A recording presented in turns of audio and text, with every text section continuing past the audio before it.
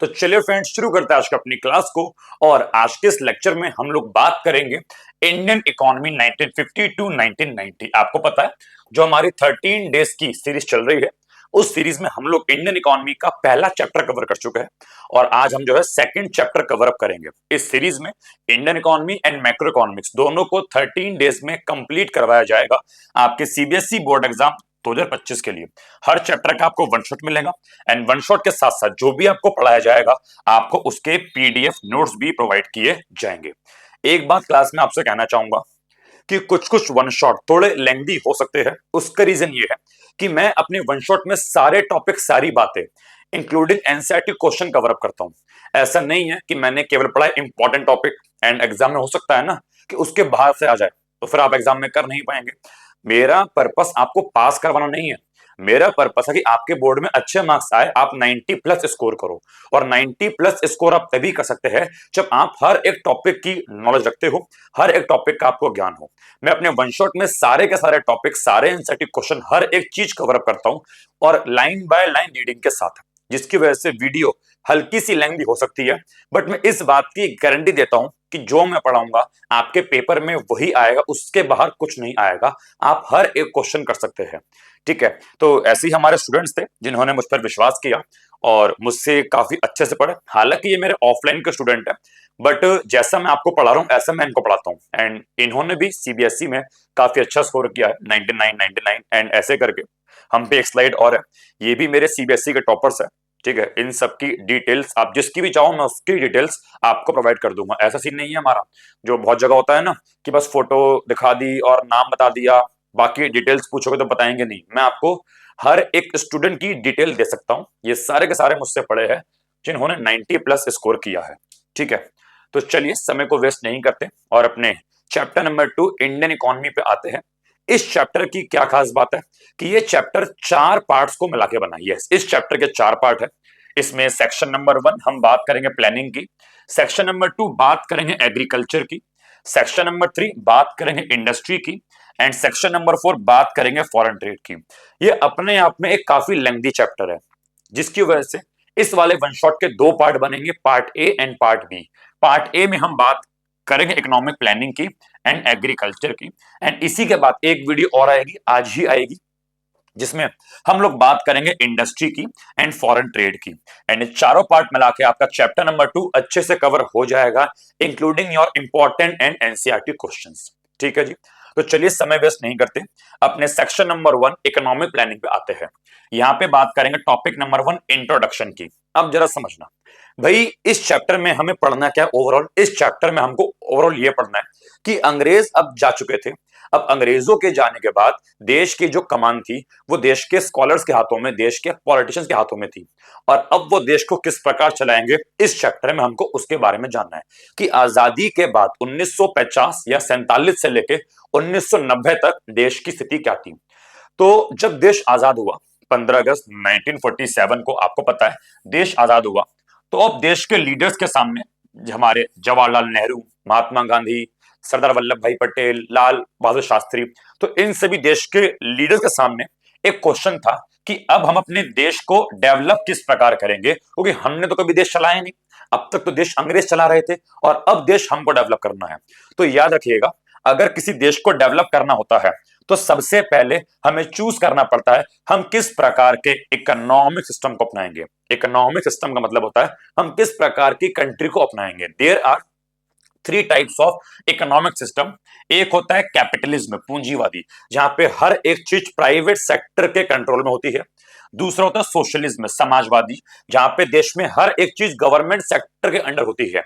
And third होता है mix, जहां पे government sector and private sector दोनों मिलकर काम करते हैं। इट मींस इस मिक्स का मतलब है इसमें थोड़ा बहुत कैपिटलिज्म भी होगा एंड थोड़ा बहुत सोशलिज्म भी होगा। अब जब हमको अपनाना था हम किस प्रकार के देश को अपनाएं, तो हमारे चचा जवाहरलाल नेहरू ने बोला कि भाई मेरे को तो जो है सोशलिज्म कंट्री, मेरे को तो समाजवादी देश पसंद है, ठीक है। समाजवादी देश का आइडिया हम लोगों ने रूस, रशिया से लिया था। रशिया जो है एक समाजवादी, एक सोशलिज्म कंट्री है जहां पे हर एक चीज गवर्नमेंट कंट्रोल करती है। हमारे जवाहरलाल नेहरू को, जो भारत के देश के पहले प्रधानमंत्री थे, उनको रशिया की ये आइडियोलॉजी पसंद आई कि हम भी अपने देश को सोशलिस्ट बनाएंगे, हम भी अपने देश को समाजवादी बनाएंगे, हर एक चीज गवर्नमेंट के कंट्रोल में रखेंगे। बट ऐसा संभव नहीं था, बिकॉज हमारे देश में गवर्नमेंट सेक्टर के साथ साथ प्राइवेट सेक्टर भी एग्जिस्ट करता था, और गवर्नमेंट इतनी सक्षम नहीं थी उस समय। भाई अभी भी तो आजाद हुए हैं, और आजादी के बाद हमारे देश की गवर्नमेंट इतनी सक्षम नहीं थी कि पूरे देश को अच्छे से कंट्रोल कर सके, उनको प्राइवेट सेक्टर की भी नीड थी। तो इसलिए हमने सोशलिस्ट का आइडिया छोड़ा, ठीक है, और हमने जो है एक मिक्स इकोनॉमी को अपनाया, जहां पे private sector and government sector दोनों मिलकर काम करते थे। यहां पे लिखा है ना कि Nehru like the idea of socialism, लेकिन but he did not want to the Soviet Union system, लेकिन हम रूस के जैसा सोशलिस्ट अपनाना नहीं चाहते थे। रूस में तो वैसा था कि जहां पे हर एक चीज गवर्नमेंट के कंट्रोल में थी, वहां पे कोई भी प्राइवेट प्रॉपर्टी थी ही नहीं, वहां पे हर जमीन, हर दुकान, हर चीज गवर्नमेंट के अंडर में थी। इंडिया ऐसी चीज को अपना नहीं सकता था, क्योंकि हमारे देश में प्राइवेट सेक्टर भी उस समय अच्छे खासे लेवल पे एग्जिस्ट करता था। इसकी वजह से इंडिया ने एक मिक्स इकोनॉमिक सिस्टम को अपनाया, जहां पे हमने सोशलिज्म एंड कैपिटलिज्म दोनों के अलग अलग कंपोनेंट्स लिए, एलिमेंट लिए। सोशलिस्ट के ये वाले बेनिफिट ले लिए, कैपिटलिस्ट के ये वाले बेनिफिट ले लिए, एंड सोशलिस्ट एंड कैपिटलिस्ट को मिलाकर इंडिया ने एक मिक्स इकोनॉमी को अपनाया। लेकिन हमारी मिक्स इकोनॉमी कुछ ऐसी थी कि जहां पे गवर्नमेंट का रोल फिर भी क्या रहेगा, ज्यादा रहेगा प्राइवेट सेक्टर के रोल से, ठीक है। ऐसा नहीं था कि मिक्स इकोनॉमी है तो दोनों को बराबर का रोल मिलेगा, नहीं। मिक्स इकोनॉमी होने के बावजूद भी देश में गवर्नमेंट का रोल था ज्यादा एंड प्राइवेट का रोल था कम। इसको एनसीईआरटी में ऐसे भी कहा गया है कि हम नाम के लिए एक मिक्स इकोनॉमी थे, लेकिन जवाहरलाल नेहरू के मन में हम एक सोशलिस्ट थे, एंड जवाहरलाल नेहरू इस देश को सोशलिस्ट तरीके से, समाजवादी तरीके से चला रहे थे। जवाहरलाल नेहरू देश में गवर्नमेंट को इंपॉर्टेंस देते थे ज्यादा, एंड प्राइवेट सेक्टर को बहुत ही लो लेवल की इंपॉर्टेंस दे रखी थी। तो केवल नाम के लिए मिक्स थे, देश तो पूरा सोशलिस्ट पैटर्न पे ही हमारा चल रहा था, ठीक है।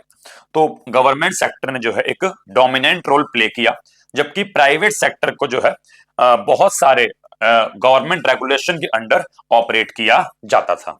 समझ में आ गया? तो इस तरीके से हमने मिक्स इकोनॉमी को अपनाया। ये जो पूरा पैराग्राफ है पेपर में 3 नंबर में नहीं आएगा, बट हाँ इस पैराग्राफ से 1 नंबर का MCQ, statement based question, reason assertion question बहुत बन जाते हैं, ठीक है। चलिए तो आगे बढ़ते हैं कि अभी हमने सुना था इकोनॉमिक सिस्टम, कि जब एक देश को डेवलप करना होता है तो देश के डेवलपमेंट के लिए हमें एक सिस्टम को अपनाना पड़ता है, जैसे क्या बोलते हैं, इकोनॉमिक सिस्टम। इस इकोनॉमिक सिस्टम में एक देश को डिसाइड करना पड़ता है कि क्या प्रोड्यूस करे, कैसे प्रोड्यूस करे, एंड किसके लिए प्रोड्यूस करे। याद करो क्लास 11th, आपने 3 प्रकार की सेंट्रल प्रॉब्लम पढ़ी होगी, what to produce, how to produce, and for whom to produce. ये 3 सेंट्रल प्रॉब्लम एक देश की सबसे बड़ी प्रॉब्लम होती है, एंड इन तीनों को सॉल्व करने के लिए हमको सोचना पड़ता है, हम सोशलिस्ट अपनाएं कि सोशलिस्ट से सॉल्व करेंगे तीनों को, हम कैपिटलिस्ट अपनाएं कि कैपिटलिस्ट सॉल्व करेंगे तीनों को, या फिर मिक्स इकोनॉमी अपनाएं। तो एक देश को डिसाइड करना पड़ता है कि what to produce, how to produce, या फिर फॉर होम टू प्रोड्यूस की प्रॉब्लम को सॉल्व करने के लिए किस प्रकार के सिस्टम को अपनाया जाना चाहिए। एंड वंस अगेन इंडिया के सामने 3 ऑप्शन थे, एंड अब हम तीनों प्रकार के सिस्टम को डिटेल में पढ़ने वाले हैं। सबसे पहला बच्चों क्या होता है जी, कैपिटलिस्ट इकोनॉमी, या फिर हम इसको मार्केट इकोनॉमी कहते हैं। मैंने बताया ये वो देश होता है जहां पे हर एक चीज प्राइवेट सेक्टर के कंट्रोल में होती है। सबका मालिक कौन होता है जी, प्राइवेट सेक्टर होता है। यहाँ पे जो गुड्स बनती है वो डिमांड के अकॉर्डिंग बनती है, वो प्रॉफिट के अकॉर्डिंग बनती है। प्राइवेट सेक्टर में याद रखना, कैपिटलिस्ट इकोनॉमी में याद रखना, केवल वही वस्तु बनेगी जिसकी देश में डिमांड होगी, केवल वही वस्तु बनेगी जो प्रॉफिट कमा कर देगी। इस देश में लोगों को कोई मतलब नहीं है कि देश में गरीबी है, देश में बेरोजगारी है, जनता की जेब में पैसा नहीं है। यहाँ पे ऐसा कुछ हिसाब नहीं है। यहाँ पे सिंपल सिंपल बात बोली गई है, अगर आपकी जेब में पैसा है तो आपके लिए वस्तु बनाएंगे, अगर आपकी जेब में पैसा नहीं है तो आपके लिए कोई वस्तु नहीं बनाएंगे। आप मर जाओ, कुछ भी हो जाओ, हमें कोई फर्क नहीं पड़ता। तो कैपिटलिस्ट इकोनॉमी जो है डिमांड के आधार पर काम करती है कि जिसकी डिमांड होगी वही वस्तु बनेगी, जिसमें प्रॉफिट दिखेगा वही वस्तु बनेगी। इस प्रकार के देश में केवल वही वस्तु बनती है जिसको लोग अफोर्ड कर सकते हैं। जिस वस्तु को लोग अफोर्ड नहीं कर सकते, जिनकी जेब में पैसा नहीं है, उसके लिए वस्तुएं नहीं बनती। नेहरू जी ने इस प्रकार के देश को रिजेक्ट कर दिया। क्योंकि भारत में बहुत सारे गरीब लोग थे एंड गरीब लोग के पास परचेजिंग पावर काफी कम होती है, गरीब लोगों के पास पैसा नहीं होता, वो वस्तु खरीद नहीं सकते। अगर इंडिया एक कैपिटलिस्ट इकोनॉमी बन जाता तो गरीब लोग यहाँ पे वस्तु नहीं खरीद पाते, गरीब के जेब में पैसा नहीं होता, वो वस्तु नहीं खरीद पाते, उनकी परचेजिंग पावर काफी कम होती है और वो लोग मर जाते। ठीक है, उसके बाद सेकंड कौन सी होती है जी? सोशलिस्ट इकोनॉमी, या फिर क्या बोलते हैं इसको, सेंट्रली प्लान्ड इकोनॉमी। ये देश वो होता है जहां पे सभी इंडस्ट्री या सभी प्रोडक्शन के फैक्टर गवर्नमेंट के होते हैं एंड गवर्नमेंट सबको कंट्रोल करती है। यहाँ पे जो वस्तु बनती है वो प्रॉफिट के बेस पर नहीं बनती, बल्कि लोगों की नीड के बेस पर बनती है, कि जिस चीज की लोगों को आवश्यकता है यहाँ पे वो बनाया जाएगा, भले ही खरीदने के लिए पैसा हो या ना हो। सरकार वस्तु फ्री में प्रोवाइड करेगी, लेकिन लोगों की आवश्यकताएं पूरी होनी चाहिए। यहाँ पे प्रॉफिट के लिए काम किया नहीं जाता।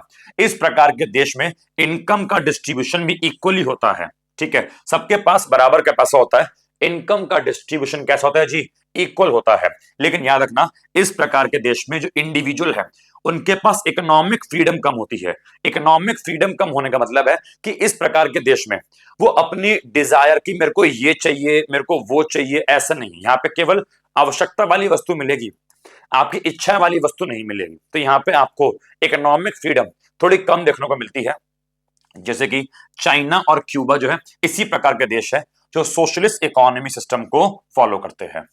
तो ना तो हमने ये अपनाया और ना तो हमने ये अपनाया, तो इंडिया ने क्या अपनाया जी? इंडिया ने अपनाया एक मिक्स इकोनॉमी सिस्टम। यहाँ पे क्या होता है जी? Government sector and private sector दोनों मिलकर जो है काम करते हैं। देखो ना, ये हमारे नेहरू जी हैं, ठीक है, इन्होंने कैपिटलिस्ट को ही पकड़ लिया एंड सोशलिस्ट को पकड़ लिया एंड दोनों को पकड़ के क्या बना दिया जी? एक मिक्स इकोनॉमी को बना दिया। ठीक है, तो यहाँ पे private sector and government sector, capitalist and socialist दोनों शामिल होते हैं। प्राइवेट सेक्टर यहाँ पे वो वस्तु बनाएगा जिसमें उसको क्या मिलेगा जी? प्रॉफिट होगा। जबकि गवर्नमेंट सेक्टर यहाँ वो वस्तु बनाएगी जो देश के लिए आवश्यक है। इट मींस जो वस्तु आवश्यक है आपको वो भी मिलेगी एंड जो वस्तु की आप डिजायर रखते हो, जिसकी आपको इच्छा है, जिसकी आपको चाहत है, खरीदने के लिए जेब में पैसा है, आपको वो वस्तु भी यहाँ पर प्रोवाइड की जाएगी। This system balance economic growth with social welfare. यहाँ पे इकोनॉमिक ग्रोथ भी होती है, यहाँ पे देश का जीडीपी भी बढ़ता है, यहाँ पे प्राइवेट सेक्टर देश में पैसा भी कमा कर देता है, तो ग्रोथ भी होती है और साथ साथ सोशल वेलफेयर भी होता है, यहाँ पे गरीबों का भला भी होता है। एंड आज की डेट में वर्ल्ड में बहुत सारी कंट्री जो है मिक्स इकोनॉमी सिस्टम को ही फॉलो करती है, इंक्लूडिंग इंडिया।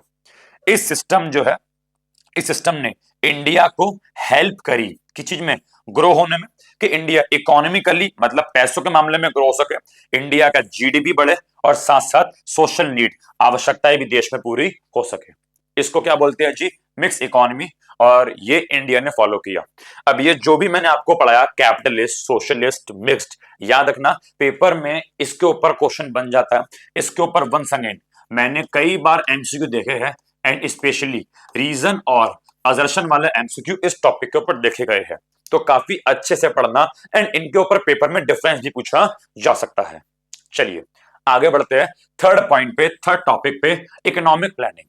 तो अब आपने ये देख लिया कि एक देश इंडिया जब 1947 में आजाद हुआ, तो आजाद होने के बाद इंडिया ने मिक्स इकोनॉमी को अपना लिया।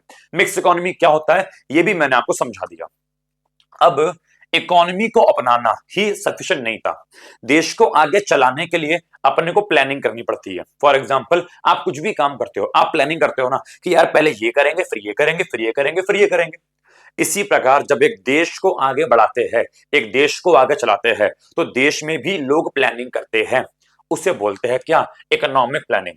तो इंडिया अब मिक्स इकोनॉमी को अपना चुका था। जो नेक्स्ट स्टेप था वो यह तय करना था कि इंडिया आगे कैसे बढ़े, इंडिया फॉरवर्ड आगे कैसे बढ़े। तो इसकी वजह से आगे बढ़ने के लिए इंडिया ने इकोनॉमिक प्लानिंग नाम के कंसेप्ट को अपनाया। अब इकोनॉमिक प्लानिंग होता क्या है तो समझना, economic planning is the process of creating a road map या फिर plan for a countries development while considering available resources. इसका मतलब है कि एक देश को किस प्रकार आगे बढ़ाना है, उसके लिए पेन पेपर लेके बैठना और प्लानिंग करना कि हम ये करेंगे, फिर हम ये करेंगे, फिर हम ये करेंगे, हम ये करेंगे। जब हम एक चीज पेपर पर लिख लेते हैं एंड उसके अकॉर्डिंग काम करते हैं तो 99% हमारे काम अच्छे से कंप्लीट हो जाते हैं। लेकिन याद रखना, जब हम प्लानिंग करेंगे तो हम अपने माइंड में रिसोर्सेस को देखते हुए प्लानिंग करेंगे कि भैया इतना पैसा है, उस अकॉर्डिंग प्लानिंग करनी है। फॉर एग्जांपल, अगर आप दोस्तों के साथ एक ट्रिप पे घूमने जा रहे हो तो पहले प्लानिंग करते हो ना कि यार टिकट इतने की हो जाएगी, रूम इतने का मिल जाएगा, खाना पीना इतने का हो जाएगा और हम पे इतना बजट है। तो आप जो प्लानिंग करते हो अपने बजट को देखते हुए, अपनी पॉकेट को देखते हुए प्लानिंग करते हो। इसी प्रकार जब एक देश प्लानिंग करता है तो एक देश भी देखता है कि उसके पास कितना पैसा है और इस पैसे से हमें किस प्रकार प्लानिंग करनी है ताकि देश को आगे बढ़ाया जा सके। तो याद रखना कि ये डायग्राम देखो, यहाँ पे पेन पेपर चाहिए, ठीक है, आपको प्रॉपर दिमाग चाहिए। प्लानिंग दिमाग से होती है, लिख कर होती है। एक बंदा नहीं करता प्लानिंग, प्लानिंग करने के लिए बहुत सारे लोग चाहिए होते हैं, पूरी टीम होती है, अलग अलग एक्सपर्ट्स होते हैं, मिलकर अपने अपने देते हैं आइडिया, तब प्लानिंग होती है। एंड रिसोर्सेस को देखते हुए प्लानिंग होती है कि आपके पास कितना पैसा है।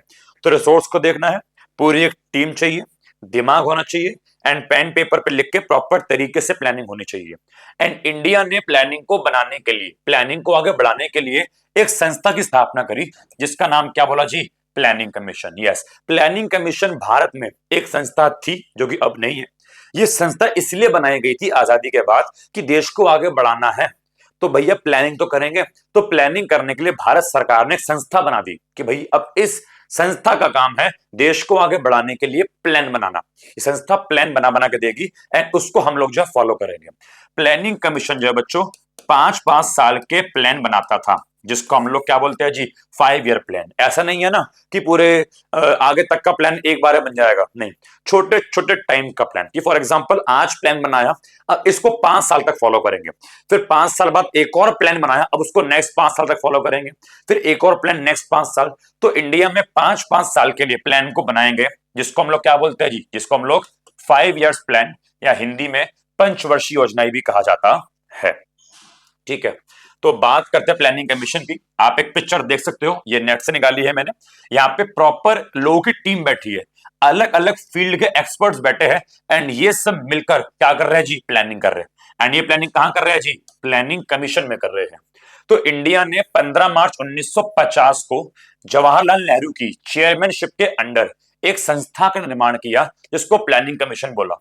एंड यही से इंडिया ने जो है प्लानिंग को बनाना शुरू किया। इंडिया ने 5-5 साल के प्लान को फॉलो किया कि हम जो है 5-5 साल की प्लानिंग करेंगे, जो कि हमने सोवियत यूनियन, मतलब इसका होता है रशिया, कि रशिया भी अपने देश में प्लानिंग करता था ऐसे ही किश्तों में। बट रशिया 10-10 साल के प्लान बनाता था। 10 साल के प्लान एक साथ बना पाना हमारे लिए संभव नहीं था। हमने उसको तोड़ के 5-5 साल में कर दिया। तो हमने रशिया से इंस्पायर होकर हमने भी प्लानिंग करी, लेकिन हमने 5-5 साल की प्लानिंग को किया। वर्तमान में अब तक इंडिया अपने 12 प्लान पूरे कर चुका है। प्लानिंग की शुरुआत 1951 में हुई थी और 2017 में प्लानिंग कमीशन नाम की संस्था को इंडिया में खत्म कर दिया गया और वहीं से प्लान बनना रुक गया। तो 2017 में प्लान बनना देश में बंद हो गया। उसके बाद कुछ और आया, वो क्या आया आपको बताऊंगा अभी। ठीक है, कुछ एग्जांपल है कि जैसे कि इंडिया का जो पहला प्लान था वो 1951 से 56 के बीच ये 5 साल तक चला और पहले प्लान का मेन फोकस क्या था जी? एग्रीकल्चर। फिर इंडिया के फर्स्ट प्लान के बाद सेकंड प्लान आया जो कि 1956 से 1961 तक चला एंड इसका मेन पर्पस क्या था जी? इंडस्ट्री को आगे बढ़ाना। सेकंड प्लान को बनाने वाले व्यक्ति का नाम क्या था जी? पीसी मेहलानोबिस। एग्जाम में कई बार पूछता है कि सेकंड प्लान को बनाने वाले व्यक्ति कौन थे या सेकंड प्लान किस व्यक्ति के ऊपर आधारित था। तो पीसी महालनोबिस के उनके ऊपर ये प्लान आधारित था। और जो भारत का आखिरी प्लान हुआ वो 12th प्लान था जो कि 2012 में शुरू हुआ एंड 17 में खत्म हुआ। ये इंडिया के का था जी? आखिरी प्लान था। ठीक है, और उसके बाद प्लानिंग कमीशन को बदल दिया गया, प्लानिंग कमीशन नाम की संस्था खत्म कर दिया गया और प्लानिंग कमीशन के स्थान पे इंडिया में नीति आयोग नाम की एक संस्था को लेके आया गया। ठीक है जी, चलिए आगे बढ़ते हैं। तो ये व्यक्ति है पीसी मेहलानोबिस, इन्हीं को आर्किटेक्ट ऑफ इंडियन प्लानिंग कहा जाता है। ठीक है, वास्तविकता में प्लानिंग जो स्टार्ट हुई थी वो सेकंड प्लान जो स्टार्ट हुई। आपको पता है ना कि कुछ भी चीज हम फर्स्ट टाइम करते हैं तो फर्स्ट टाइम इतना अच्छा कर नहीं पाते, हम अक्सर क्या बोलते हैं, तो ट्रायल था।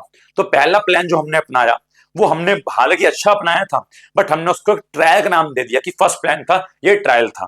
जो एक्चुअल में प्लानिंग स्टार्ट हुई वो सेकंड 5 ईयर प्लान, मतलब 1956 के बाद से ही प्लानिंग शुरू हुई। ठीक है, जो सेकंड प्लान था वो इन्हीं व्यक्ति के आधार पर बनाया गया था, इसीलिए हम जो है सेकंड 5 ईयर प्लान के फादर किन्हें बोलते हैं जी, पीसी महलानोबिस को एग्जाम में 1 नंबर में कई बार क्वेश्चन बन चुका है कि बताओ इंडियन प्लानिंग के आर्किटेक्ट रचनाकार, इंडियन प्लानिंग के आर्किटेक्ट रचनाकार कौन है?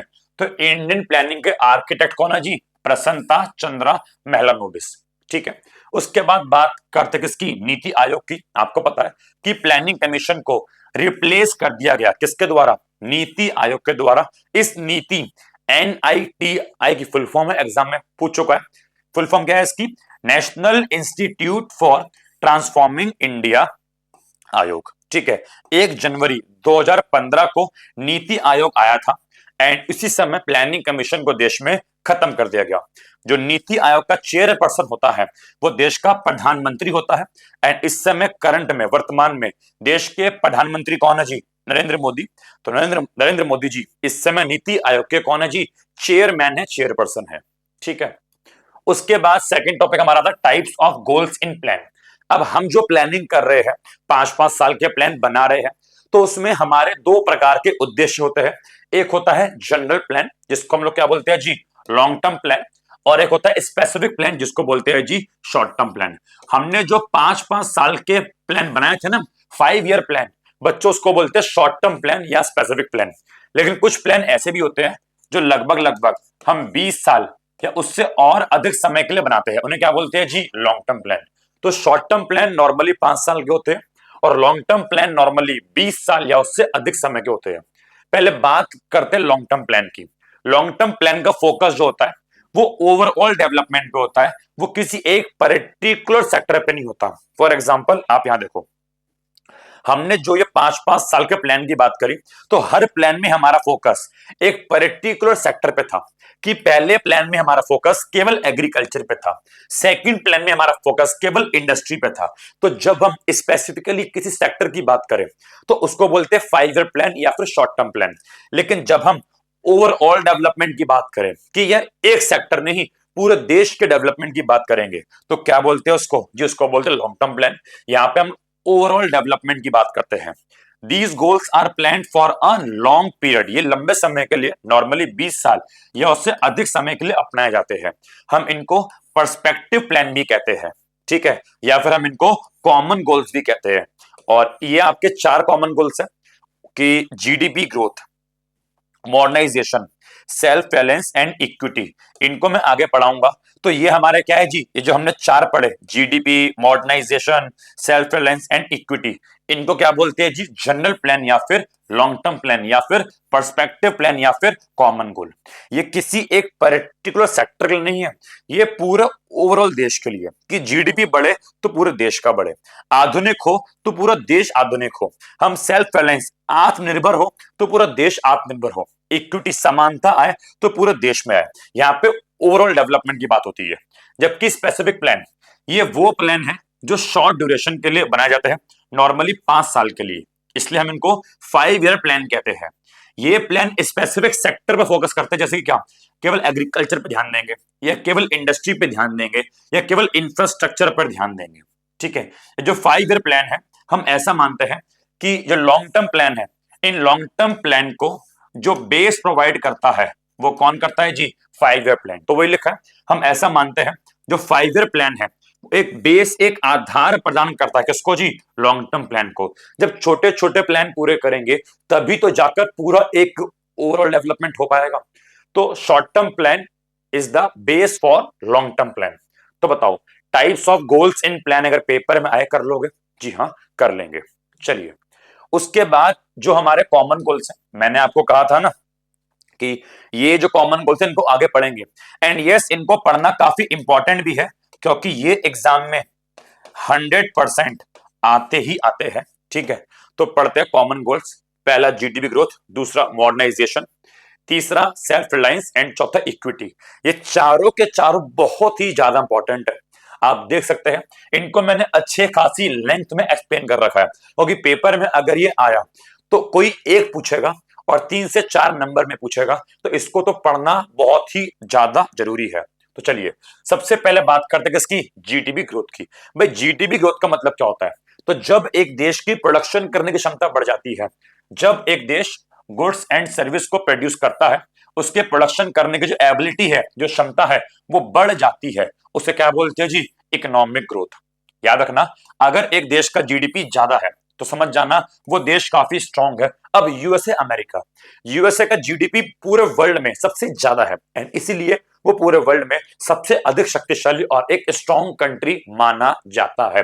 हर एक देश का उद्देश्य होता है कि उस देश का जीडीपी बढ़े। जीडीपी बढ़ना हमारे देश के लिए एक बहुत अच्छा इंडिकेटर होता है। जब जीडीपी बढ़ता है तो हम काफी आगे बढ़ते हैं।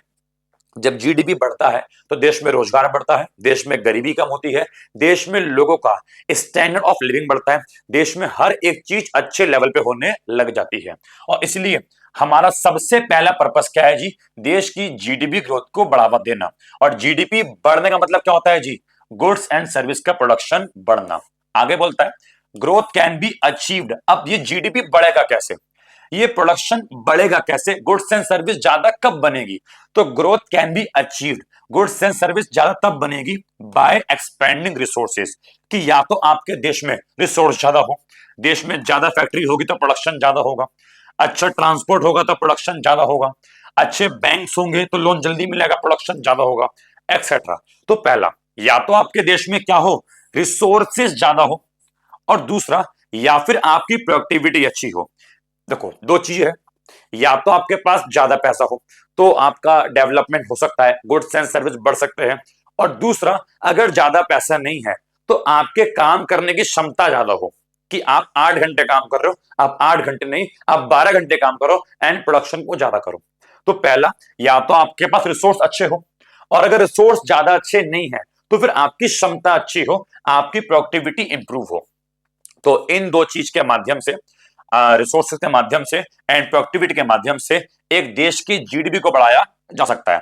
ये लास्ट क्लास मैंने बताया था कि एक देश का जीडीपी जो होता है वो 3 सेक्टर से मिलकर बनता है। यस, एक देश के जीडीपी में सबसे पहला आता है जी प्राइमरी सेक्टर एग्रीकल्चर वाला, फिर आता है सेकेंडरी सेक्टर इंडस्ट्री वाला, एंड फिर आता है आपका टर्शरी सेक्टर सर्विस वाला। याद रखना, इन तीनों को मिलाकर एक देश का जीडीपी बनता है। ठीक है, आगे बोलता है industry and service become more dominant as country develop. इस लाइन का मतलब क्या समझना, अर्थशास्त्रियों का, इकोनॉमिस्ट लोगों का मानना है कि जैसे जैसे एक देश डेवलप होता है वैसे वैसे एग्रीकल्चर सेक्टर डाउन होता है and industry and service sector बढ़ता है। इकोनॉमिस्ट लोगों का मानना है कि अगर एक देश में अधिकतर लोग एग्रीकल्चर सेक्टर में एंगेज है तो वो देश अच्छा नहीं है, वो देश बैकवर्ड है, पिछड़ा है, आगे बढ़ नहीं पाएगा।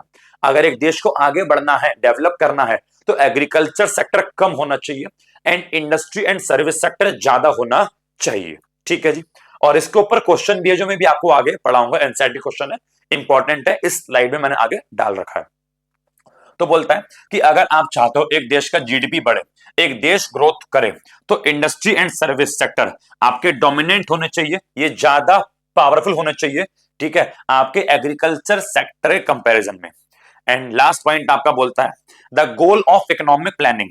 हम जो प्लानिंग कर रहे हैं, 5-5 साल के प्लान बना रहे हैं, इसका उद्देश्य यह है कि एक तो देश का जीडीपी बढ़े, जब जीडीपी बढ़ेगा तो अपने आप ही लोगों की इनकम बढ़ती है, इनकम बढ़ेगी, आप ज्यादा पैसा कमाएंगे तो घर में गरीबी कम होगी, अगर मेरी सैलरी बढ़ेगी, इनकम बढ़ेगी, तो मेरे घर में क्या होगी जी, गरीबी कम होगी, गरीबी कम होगी, मैं अच्छा खाने पीने खाऊंगा, अच्छे कपड़े पहनूंगा, अच्छी जगह घूमूंगा, तो मेरा स्टैंडर्ड ऑफ लिविंग क्या होगा जी, इंप्रूव होगा, देश में क्या बढ़ेगा जी, रोजगार बढ़ेगा। तो जीडीपी के फायदे हैं, इससे इनकम बढ़ती है, गरीबी कम होती है, इससे देश में रोजगार बढ़ता है एंड हमारा स्टैंडर्ड ऑफ लिविंग भी अच्छा होता है। ठीक है, पेपर में 4 नंबर में आएगा, आपको एक्सप्लेन करके आना पड़ेगा। सेकंड है क्या हमारा, मॉडर्नाइजेशन, आधुनिकीकरण। अगर एक देश को आगे बढ़ना है तो अपने को मॉडर्नाइजेशन, आधुनिकीकरण अपनाना पड़ेगा। इसका मतलब होता है कि देश में नई तकनीक को अपनाना। फॉर भाई ऑब्वियस ही बात है, देश आगे बढ़ेगा तो देश को नई तकनीक अपनानी पड़ेगी एंड नई तकनीक के साथ साथ सोशल आउटलुक, जो आपकी सामाजिक दृष्टिकोण है, जो आपकी सोच है, सोच में भी चेंज होना चाहिए। आप आज नए नए कपड़े पहन रहे हो, आपके पास आईफोन है, कार है, सब चीज बढ़िया है, लेकिन अगर आज भी आपकी सोच पुराने जमाने की है, इतना सब कुछ होने के बावजूद भी, तो फिर आप पढ़े लिखे व्यक्ति या फिर आप डेवलप्ड पर्सन नहीं माने जाएंगे। ठीक है, अगर एक देश को डेवलप होना है तो नई तकनीक के साथ साथ सोच को भी नया करना पड़ेगा। ठीक है, बोलता है इसमें दो बातें आती है। सबसे पहला, एडॉप्शन ऑफ न्यू टेक्नोलॉजी, जैसे कि इंडिया ने देश को आगे बढ़ाने के लिए हरित क्रांति को अपनाया, ग्रीन रेवोल्यूशन को अपनाया। तो ग्रीन रेवोल्यूशन में क्या था, हमने नई तकनीक के माध्यम से, नए प्रकार के बीजों के माध्यम से देश में प्रोडक्शन को आगे बढ़ाया। तो क्या बोला उसको, एडॉप्शन ऑफ न्यू टेक्नोलॉजी। दूसरा एग्जांपल देखो, आज की डेट में artificial intelligence, AI, AI India में आ चुका है एंड एआई से हमारे बहुत सारे काम आसान हो चुके हैं। तो ये भी हमारा क्या है जी, एडॉप्शन ऑफ न्यू टेक्नोलॉजी। लेकिन केवल तकनीक को अपनाना ही सफिशिएंट नहीं है, तकनीक के साथ साथ आपको सोशल आउटलुक, अपनी सामाजिक सोच को भी चेंज करना पड़ेगा। जैसे कि वुमेन एम्पावरमेंट, महिला को बढ़ावा देना पड़ेगा। आज भी इंडिया में हम महिला को ज्यादा रिस्पेक्ट या अधिक सम्मान नहीं देते हैं। हमें वुमेन एम्पावरमेंट को बढ़ाना पड़ेगा, महिला सशक्तिकरण को बढ़ाना पड़ेगा।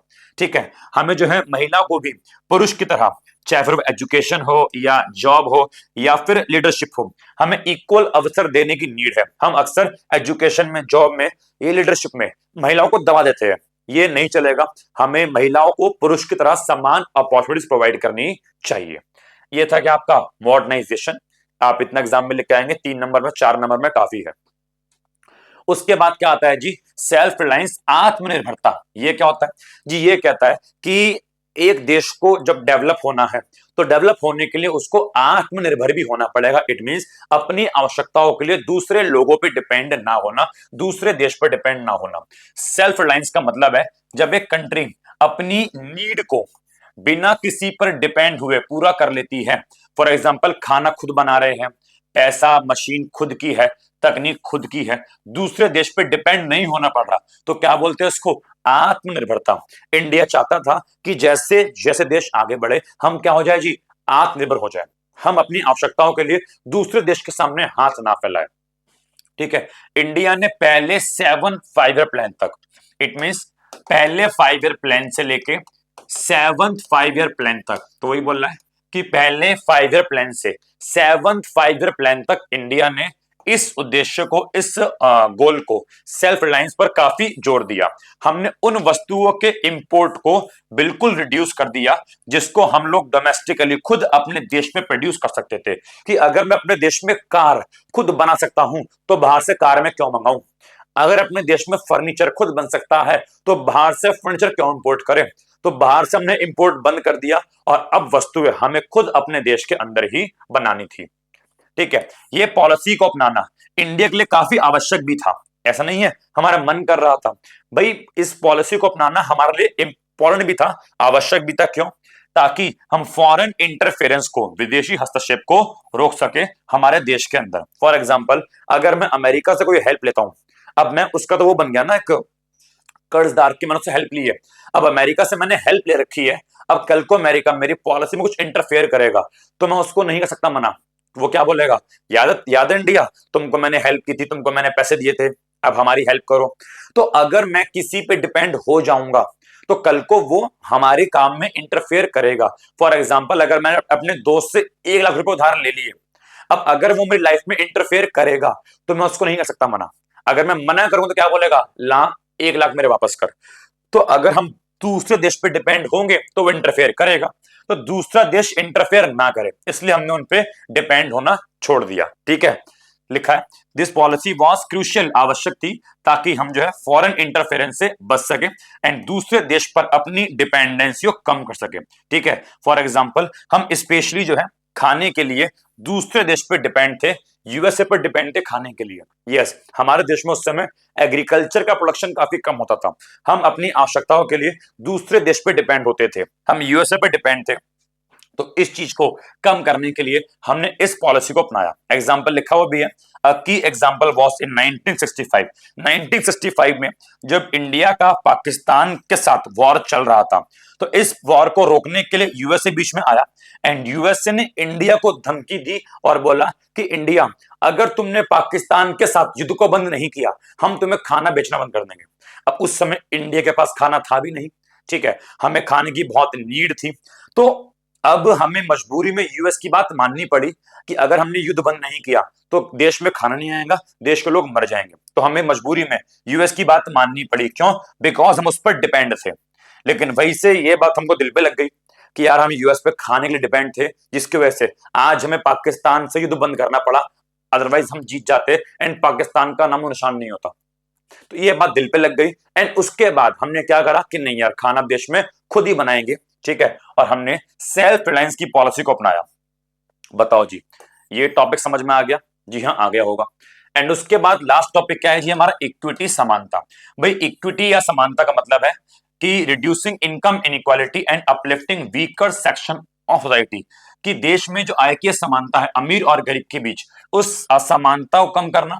एंड जो समाज का कमजोर वर्ग है, फॉर एग्जाम्पल लैंडलेस वर्कर है, छोटे किसान है या गरीब लोग हैं, इनको ऊपर बढ़ाना, इनको आगे बढ़ाना। इक्विटी का मतलब है अमीर एंड गरीब को लगभग एक सेम लेवल पे लेके आना।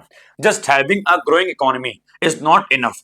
केवल देश का बढ़ना ही इनफ नहीं है। अगर बहुत सारे लोग देश में गरीब है तो देश की तरक्की किस बात की? अगर देश में बहुत से लोग गरीब है और देश का जीडीपी बढ़ रहा है, तो ऐसे जीडीपी कोई बेनिफिट नहीं है जब तक देश में गरीबी दूर ना हो, देश में रोजगार ना बढ़े, ठीक है।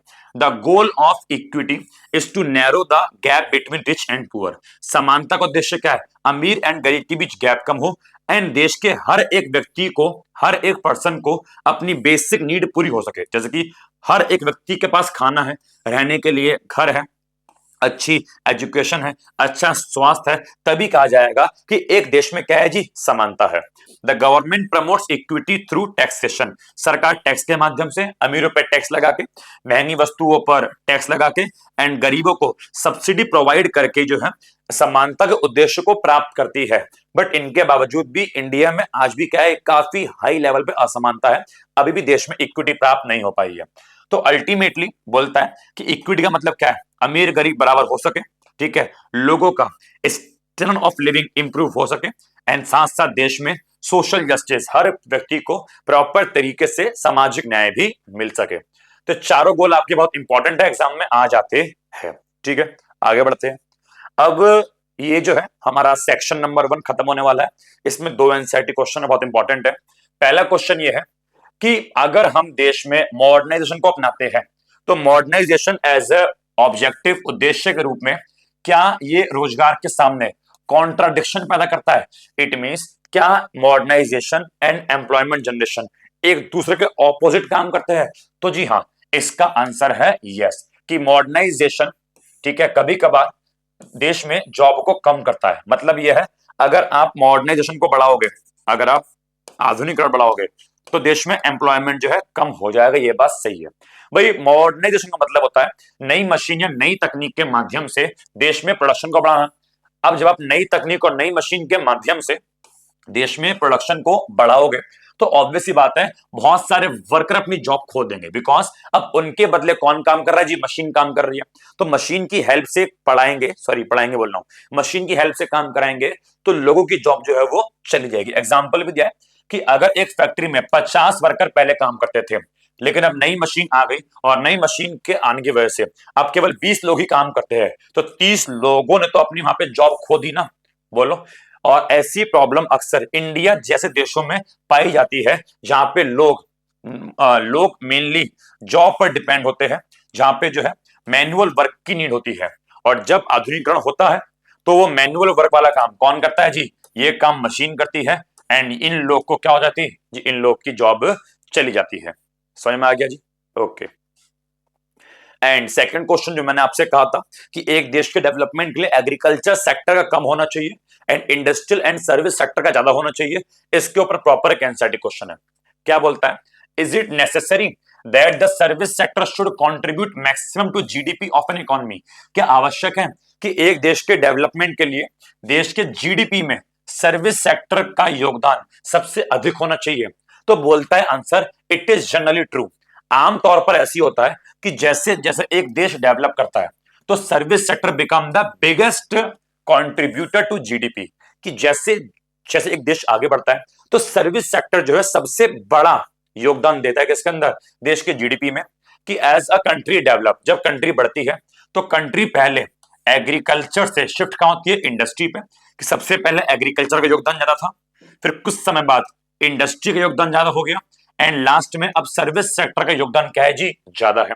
लेकिन इंडिया केस में तो क्या था? इंडिया केस में आजादी के टाइम पे अर्ली ईयर्स में, शुरुआत में जीडीपी में आपको पता है एग्रीकल्चर सेक्टर का योगदान क्या था? सबसे ज्यादा था। जब देश आजाद हुआ तो उस समय देश के जीडीपी में सबसे अधिक क्या था जी? एग्रीकल्चर था।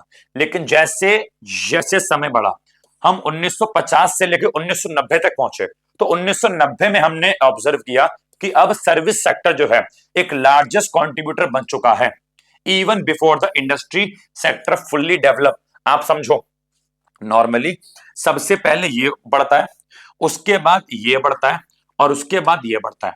बट इंडिया वाले केस में क्या हुआ? हम सबसे पहले इंडस्ट्री पे थे, और इंडस्ट्री के बाद हमने डायरेक्टली जंप किस पे करी जी? सर्विस सेक्टर पे। इंडस्ट्री सेक्टर की तो बारी ही नहीं आई। तो वही तो यहां बोल रहा है कि स्टार्टिंग में एग्रीकल्चर क्या था? बिगेस्ट कंट्रीब्यूटर, और 1990 तक पहुंचते पहुंचते सर्विस सेक्टर क्या बन गया जी? बिगेस्ट कंट्रीब्यूटर बन गया। इंडस्ट्री सेक्टर तो फुल्ली डेवलप भी नहीं हो पाया। जो शिफ्ट हुआ डायरेक्टली प्राइमरी से टर्शियरी सेक्टर पे, जो डायरेक्ट शिफ्ट हुआ, लिखा this shift became even faster after 1991। और 1991 में तो सर्विस सेक्टर, 1991 के बाद सर्विस सेक्टर बहुत ही, एलपीजी पॉलिसी के बाद जो आगे पढ़ाऊंगा, सर्विस सेक्टर बहुत ही तेजी से बढ़ा। अनलाइक अदर कंट्रीज, बाकी देश की तरह इंडिया में ऐसा नहीं हुआ। इंडिया मूव किया डायरेक्टली एग्रीकल्चर से डायरेक्टली सर्विस सेक्टर पे मूव हुआ। इंडिया इंडस्ट्रियल सेक्टर पे आया ही नहीं, making it's growth pattern different. और इसलिए बोलते हैं कि इंडिया का ग्रोथ पैटर्न कुछ अलग था बाकी देशों से। नॉर्मली यहां से यहां पे, फिर यहां पे आते हैं, बट इंडिया यहां से डायरेक्टली यहां पे आया। ठीक है, तो यहां पे आपका जो है सेक्शन ए खत्म हो चुका है। अगर आपको 5 मिनट का गैप चाहिए, वीडियो पॉज करके आप 5 मिनट का गैप ले सकते हैं। हम स्टार्ट करेंगे क्या अब? Section number 2। चलिए, अब हम बात करेंगे सेक्शन नंबर 2 की। सेक्शन नंबर 1 हमने पूरा खत्म कर चुके हैं, उसमें सारे के सारे टॉपिक मैंने कवर अप करवाए हैं। ठीक है, उसके बाहर एग्जाम में कुछ भी नहीं आने वाला उस चैप्टर में से। ठीक, चलिए सेक्शन नंबर 2 में हम लोग बात करेंगे एग्रीकल्चर की, कि 1950 से लेकर 1990 तक इंडिया में एग्रीकल्चर की स्थिति क्या थी। टॉपिक नंबर 1 इंट्रोडक्शन है, जहां पे हम यहां से लेकर यहां तक बात करेंगे कि आजादी के टाइम पर एग्रीकल्चर सेक्टर में प्रॉब्लम क्या थी। तो ये 1 2 3 4 5 पॉइंट बात करेंगे प्रॉब्लम की। क्या प्रॉब्लम थी? सबसे पहला, इंडिपेंडेंस के टाइम पे 75% लोग अभी भी क्या थे जी? फार्मिंग पर ही डिपेंड थे। दूसरा, प्रोडक्टिविटी काफी कम थी क्योंकि तकनीक हमारी सारी पुरानी थी, एंड इंफ्रास्ट्रक्चर भी उस समय देश में अच्छा नहीं था। उसके बाद फार्मर अभी भी जो है रेन पर, मानसून पर डिपेंड थे। उस अभी भी इरिगेशन की सुविधाएं नहीं थी। सूखा पड़ने की वजह से क्रॉप फेलियर, फसलें सारी बर्बाद भी हो जाती थी। अंग्रेजी सरकार के अंतर्गत एग्रीकल्चर हमेशा क्या रहा जी? अंडर डेवलप्ड ही रहा। अंग्रेजों ने एग्रीकल्चर को नहीं बढ़ाया। अंग्रेजों ने एग्रीकल्चर की ना तो ग्रोथ पर ध्यान दिया और ना इक्विटी पर ध्यान दिया। एग्रीकल्चर में अभी भी असमानता बनी हुई थी। अमीर किसान बहुत अमीर थे, गरीब किसान बहुत गरीब थे, एंड बहुतों के पास तो खेती करने के लिए जमीन भी नहीं थी। तो एग्रीकल्चर में समानता भी नहीं थी। तो ये 5 प्रॉब्लम हमने पढ़ी कि एग्रीकल्चर की प्रॉब्लम क्या थी आजादी के टाइम पे। अब यहां से क्या बोलता है? तो जब इंडिया क्या हुआ जी? इंडिपेंडेंट हुआ, आजाद हुआ, तो आजादी के बाद एग्रीकल्चर सेक्टर को डेवलप करने के लिए इंडिया ने एक तो अपनाया लैंड रिफॉर्म्स, भूमि सुधार, और दूसरा क्या अपनाया जी? ग्रीन रेवोल्यूशन अपनाया, हरित क्रांति को अपनाया, जहां पे हमने HYV seeds, high yield variety seeds का यूज किया। These measures called agrarian reform.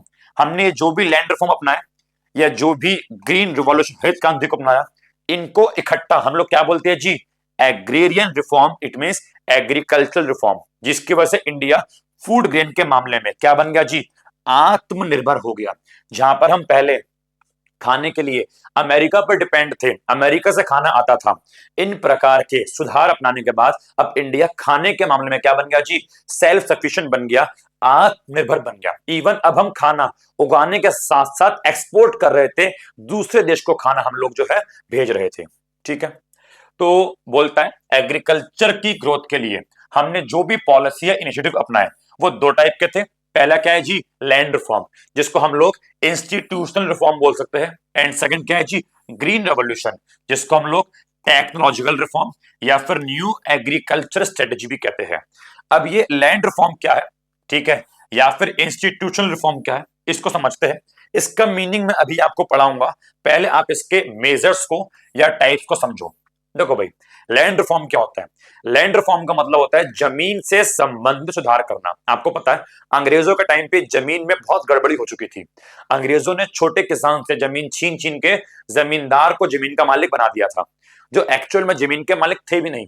अंग्रेज जो है किसान से जमीन छीनती थी एंड जमींदार को जमीन का मालिक बनाती थी, जिसकी वजह से जमीन किसी की, मालिक कोई और, ऐसी बहुत सारी समस्याएं देश में थी।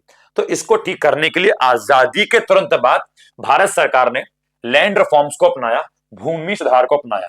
एंड इसमें दो प्रकार के सुधार को अपनाया गया, जिसमें कि सबसे पहला क्या है जी, एबोलिशन ऑफ इंटरमीडियरीज। बच्चों, एबोलिशन का मतलब होता है खत्म करना, एंड इंटरमीडियरीज का मतलब क्या है जी, जमींदार। तो क्या हुआ जी, यहाँ पे जमींदार को खत्म किया गया एंड जमींदार से उनकी जमीन ले ली and land to tiller, tiller माने क्या, फार्मर। एंड जो उस जमीन के एक्चुअल मालिक थे, उन एक्चुअल मालिक को, किसान को जमीन प्रदान कर दी गई। क्या बोलता है, रिमूव इंटरमीडियरीज लाइक जमींदार, जमींदार को हटा दिया गया। ठीक है, एंड जो भूमि थी, जो जमीन थी, वो जमीन जो है एक्चुअल फार्मर को दे दी गई एंड उनके अधिकार भी एक्चुअल फार्मर को वापस कर दिए गए। इस जमींदारी प्रथा को आजादी के तुरंत बाद जो है अपना लिया गया था। ठीक है, to motivate farmer to invest in their land, and farmer को उनकी जमीन दे दी और अब फार्मर के पास उनकी जमीन थी, जिसकी वजह से अब फार्मर अपनी जमीन में इन्वेस्ट करने को रेडी थे। पहले क्या था, मैं किसी की जमीन पे काम कर रहा हूं, जमीन मेरी नहीं है, तो मैं उसकी जमीन में अपनी जेब से पैसा क्यों लगाऊंगा, मैं इन्वेस्टमेंट क्यों करूंगा। लेकिन अगर मैं जमीन का मालिक बन जाऊंगा, जमीन मेरी हो जाएगी, तो मैं इन्वेस्टमेंट करूंगा ना। अगर कोई चीज अपनी होती है, हम उसमें इन्वेस्टमेंट करते हैं, हम उसमें पैसा लगाते हैं, बट किसी और की होती है, हम उसमें इन्वेस्टमेंट या पैसा नहीं लगाते। सरकार ने किसान को जमीन का मालिक बना दिया, किसान जमीन के मालिक बन गए एंड अब जमीन किसान की थी, जिसकी वजह से अब किसान उसमें पैसा लगाने के लिए रेडी थे, इन्वेस्ट करने के लिए क्या थे जी, रेडी थे। इसका इंपैक्ट ये पड़ा कि आजादी के बाद लगभग 2 करोड़ टीनेंट्स को, किसानों को जो है डायरेक्टली संपर्क में लाया गया, उनको ओनरशिप प्रदान की गई, उनको जो है जमीन का मालिक बनाया गया, जिससे अब उनका एक्सप्लॉइटेशन रुक गया। वो पहले क्या थे, पहले जमींदार के अंडर काम करते थे, जिसकी वजह से उनका एक्सप्लॉइटेशन होता था, उनका शोषण होता था। लेकिन अब किसान क्या थे, जमीन के खुद मालिक थे। ठीक है, और अब उनके बीच में कोई भी जमींदार नहीं था। लेकिन इसकी कुछ कमी भी थी, लिमिटेशन भी थी। इसकी लिमिटेशन ये थी कि did not fully achieve equity as many farmer still lacked resources. लेकिन अभी भी पूरी तरीके से जमीन मिलने के बावजूद भी समानता नहीं आ पाई थी, क्योंकि जमीन तो मिल गई थी, लेकिन जमीन मिलने के बाद भी किसान के पास रिसोर्स नहीं थे, पैसा नहीं था कि वो जमीन में इन्वेस्ट कर सके। ठीक है, जिसकी वजह से इक्विटी का उद्देश्य जो हम प्राप्त करना चाहते थे कि किसान को जमीन का मालिक बना देंगे, सबको जमीन दे देंगे, सबके पास बराबर जमीन हो जाएंगी, वो प्राप्त नहीं हो पाई। बिकॉज जमीन मिलने के बाद भी किसान की जेब में पैसा नहीं था कि वो इन्वेस्टमेंट कर सके। तो पहला स्टेप क्या था जी, इंटरमीडिएट को खत्म किया गया। ठीक है, जमींदारी खत्म किया गया एंड किसान को जमीन का मालिक बनाया गया। सेकंड है सीलिंग ऑन लैंड होल्डिंग। बच्चों, सीलिंग का मतलब होता है एक मैक्सिमम लिमिट को तय करना जमीन की ओनरशिप पे। मतलब इसका सिंपल शब्दों में यह है कि एक व्यक्ति के पास मैक्सिमम कितनी जमीन हो सकती है, उसको सेट करना। फॉर एग्जाम्पल, सरकार ने अगर बोल दिया कि एक व्यक्ति के पास 5 हेक्टेयर जमीन हो सकती है, तो अब उस व्यक्ति के पास अगर 5 हेक्टेयर से अधिक जमीन पाई गई, तो सरकार उसकी एक्स्ट्रा जमीन को ले लेगी एंड जिनके पास जमीन नहीं है उनको जमीन प्रोवाइड कर देगी। इसको क्या बोलेगा जी, सीलिंग ऑन लैंड होल्डिंग, कि आपकी लैंड होल्डिंग पर एक मैक्सिमम लिमिट को सेट करना। जो एक्स्ट्रा लैंड थी वो सरकार द्वारा ले ली जाएगी एंड जिन फार्मर के पास जमीन नहीं है उन लैंडलेस फार्मर को वो जमीन दे दी जाएगी। इस सेकंड मेजर का उद्देश्य क्या था, to reduce land concentration and promotes fair distribution. सरकार चाहती थी कि जमीन केवल कुछ लोगों के हाथों में कंसंट्रेट ना हो, केवल कुछ लोगों के हाथों में जमीन ना रहे। सरकार चाहती थी कि इक्वल डिस्ट्रीब्यूशन हो, फेयर डिस्ट्रीब्यूशन हो, जो जमीन है वो सबको प्राप्त हो सके। इशू इसमें कोई प्रॉब्लम भी आई थी, इसमें प्रॉब्लम ये आई थी कि बहुत सारे जो जमीन के मालिक थे, जो जमींदार थे, उन्होंने जो सरकार नियम लेकर आई थी उसमें कुछ लूप होल्स का मतलब होता है कमियां। अब सरकार जो है जमीन के नियम लेकर आई, तो इन नियम में इन जमींदारों ने, इन जमीन के मालिक ने कुछ कमियां ढूंढ ली, और कमियां ढूंढ के जो है वो फॉर एग्जाम्पल कमियां ढूंढ के जो है उन्होंने सरकार को बनाया पागल। जैसे कि फॉर एग्जाम्पल मेरे पास मान लो 8 हेक्टेयर लैंड है। अब सरकार ने मुझसे बोला कि 5 हेक्टेयर से अधिक अगर आपके पास पाई गई हम उसको ले लेंगे। अब यार मेरे पास 3 हेक्टेयर एक्स्ट्रा है, तो मैं क्या करूंगा, मैं वो 3 हेक्टेयर लैंड अपने रिश्तेदार के नाम कर दूंगा। ठीक है, अब मेरे पास केवल 5 बची, 3 मेरे जानने वाले के पास चली गई, तो अल्टीमेटली देखा जाए वो उस नाम के लिए उसके पास गई है, अल्टीमेटली पूरी 8 हेक्टेयर का मालिक तो मैं ही हुआ। तो लोगों ने ऐसे पागल बनाया, लोग एक्स्ट्रा जमीन को अपने दोस्त या रिश्तेदारों के नाम कर देते थे एंड सरकार को जमीन देने से बच जाते थे। तो यहाँ पे ये प्रॉब्लम जो है फेस करने को मिली। तो लैंड रिफॉर्म में 2 चीज अपनाई गई। पहला, जमींदारी खत्म की गई एंड जमीनों को किसान को दिया गया एंड किसान को एक्चुअल मालिक बनाया गया। और सेकंड, लैंड होल्डिंग पर एक लिमिट तय की गई कि इससे अधिक लैंड अगर आपके पास पाई गई तो वो आपसे छीन ली जाएगी। अब जो मैंने कहा था मीनिंग मैं पढ़ाऊंगा आगे, अब मीनिंग यहां पढ़ लो। तो लैंड रिफॉर्म का मतलब है refers to change in the ownership of land holding. सबसे पहला क्या है जिसके अंदर लैंड होल्डिंग की ओनरशिप को चेंज किया, वही वाली बात, जमींदार से जमीन छीन के किसान को मालिक बनाया गया। ठीक है, जो जमीन की ओनरशिप थी उसको चेंज किया गया। एंड दूसरा, fixing the maximum size of land which could be owned by an individual. ये आपका सेकंड मेजर हो गया, land ceiling. And second land reform में यह किया गया कि एक व्यक्ति मैक्सिमम कितनी जमीन अपने पास रख सकता है उसको फिक्स किया गया।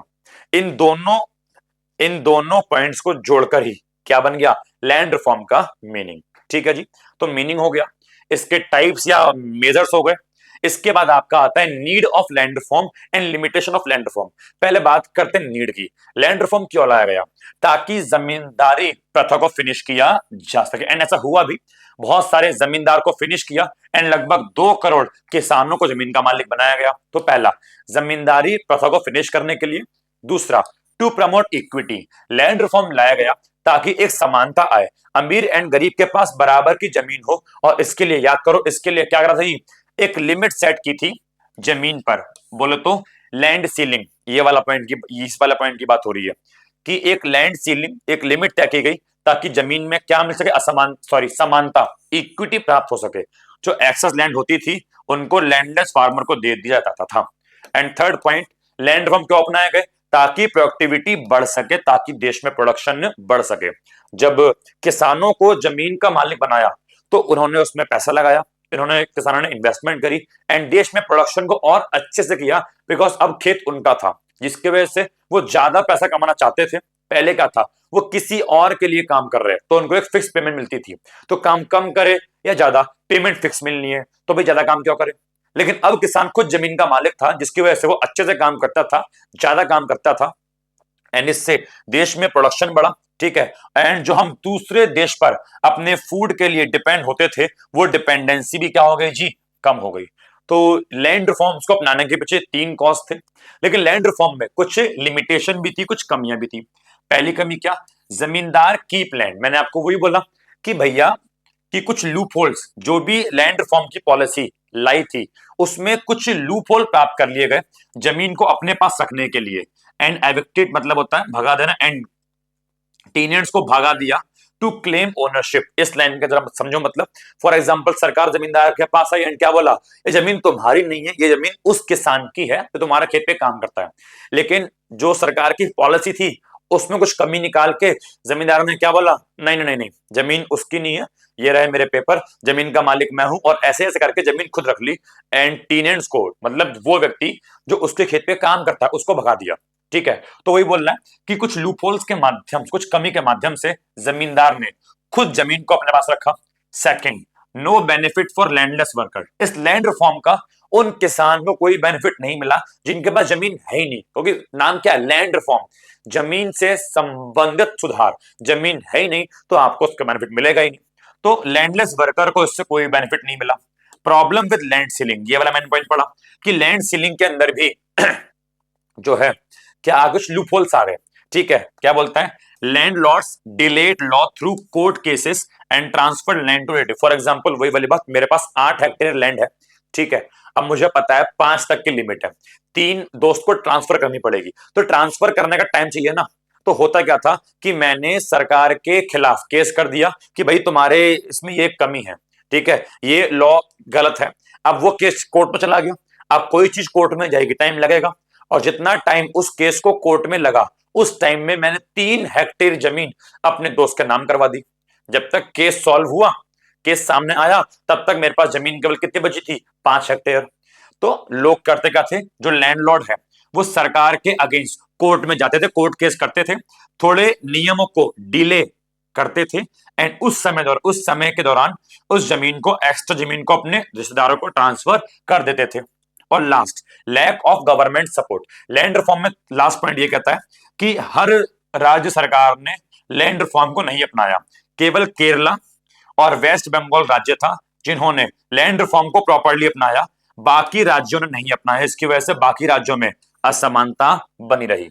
तो ये था सारे के सारे टॉपिक आपके लैंड रिफॉर्म्स के ऊपर। जो नेक्स्ट टॉपिक आपका आ रहा है वो क्या आ रहा है जी, ग्रीन रेवोल्यूशन। जो लैंड रिफॉर्म के ऊपर बच्चों मैंने आपको पढ़ाया, उसमें उसके अलावा कुछ नहीं पढ़ना, लैंड रिफॉर्म में उतना सफिशिएंट आपके एग्जाम के लिए, ठीक है। अब लैंड रिफॉर्म के बाद जो सेकंड प्रकार के रिफॉर्म है उसे क्या बोलते हैं जी, ग्रीन रेवोल्यूशन, हरित क्रांति, या फिर टेक्नोलॉजिकल रिफॉर्म, तकनीकी सुधार। अब इस हरित क्रांति का मतलब क्या है, तो भाई ग्रीन का मतलब है किससे, ग्रेन से, अनाज से, एंड रिवॉल्यूशन का मतलब होता है high increase in production, high increase in production. तो जब फूड ग्रेन का प्रोडक्शन, अनाज का प्रोडक्शन बहुत ही अधिक लेवल से बढ़ा, तो उसे क्या बोला गया जी, सॉरी, उसको बोला गया ग्रीन रेवोल्यूशन। क्या लिखा है, green revolution refers to the large increase in the production of food grains. जब फूड ग्रेन का, अनाज का प्रोडक्शन काफी अधिक मात्रा में बढ़ा, उसे ग्रीन रेवोल्यूशन बोला गया। एंड ये HYV सीड्स के माध्यम से बढ़ा, ये केमिकल फर्टिलाइजर के माध्यम से बढ़ा, इंसेक्टिसाइड, पेस्टिसाइड्स, कीटनाशक के माध्यम से बढ़ा, एंड इरिगेशन सुविधाओं के माध्यम से बढ़ा। हरित क्रांति का जो मेन क्रेडिट है, जो ग्रीन रेवोल्यूशन का मेन क्रेडिट है, वो जाता है किसको, HYV सीड्स को। लेकिन HYV सीड्स अकेले काफी नहीं थे, अकेले HYV सीड्स के माध्यम से सोचो हम हरित क्रांति अपना लेंगे, संभव नहीं था। HYV सीड्स के साथ साथ हमें केमिकल फर्टिलाइजर भी चाहिए, हमें इंसेक्टिसाइड, पेस्टिसाइड भी चाहिए, एंड हमें इरिगेशन की सुविधाएं भी चाहिए। इंडिया ने हरित क्रांति को 1966 में सबसे पहली बार अपनाया था। हरित क्रांति को हम लोग टेक्नोलॉजिकल रिफॉर्म भी कहते हैं और इसको न्यू एग्रीकल्चर स्ट्रेटजी भी कहते हैं। इंडिया में हरित क्रांति के जो पिता है वो है MS स्वामीनाथन। ये व्यक्ति वही है, MS Swaminathan. He is the father of green revolution in India, India में। बट अगर ग्लोबली, पूरे वर्ल्ड में सबसे पहले हरित क्रांति अपनाने वाले व्यक्ति कौन थे, तो नॉर्मन बोरलो। नॉर्मन बोरलो ये वो व्यक्ति है जिन्होंने पूरे वर्ल्ड में सबसे पहले हरित क्रांति को अपनाया। तो ग्लोबली कौन है, नॉर्मन बोरलो, और इंडिया में कौन है जी, MS स्वामीनाथन, ठीक है। उसके बाद हम बात करते हैं ग्रीन रेवोल्यूशन के फीचर्स की, हरित क्रांति के फीचर्स की, या फिर टेक्नोलॉजिकल रिफॉर्म्स के फीचर की। तो क्या बोलता है, सबसे पहला, यूज ऑफ HYV सीड्स। हरित क्रांति में HYV सीड्स को यूज करना आवश्यक था, इसी के आधार पर हरित क्रांति अपनाई गई। ये जो बीज थे बहुत ही फास्टर, तेजी से ग्रो होते थे, एंड कभी कभार फार्मर जो है एक साल में मल्टीपल क्रॉप भी उगाता था। जैसे कि नॉर्मल बीज से किसान अगर एक साल में केवल एक फसल उगा पा रहा है, तो हरित क्रांति से किसान एक साल में 2 से 3 फसलें उगा लेता था HYV सीड्स के माध्यम से। तो ये सीड्स फास्टर ग्रो होते थे एंड मल्टीपल क्रॉप्स भी उगाई जाती थी। सेकेंड है यूज ऑफ केमिकल फर्टिलाइजर। हरित क्रांति में इसका यूज भी आवश्यक था, इससे सॉइल की फर्टिलिटी, मतलब प्रोडक्शन करने की क्षमता, प्रोडक्टिविटी जो है वो बढ़ता है। उसके बाद use of insecticide and pesticide, ये सुनना बात को बहुत ध्यान से।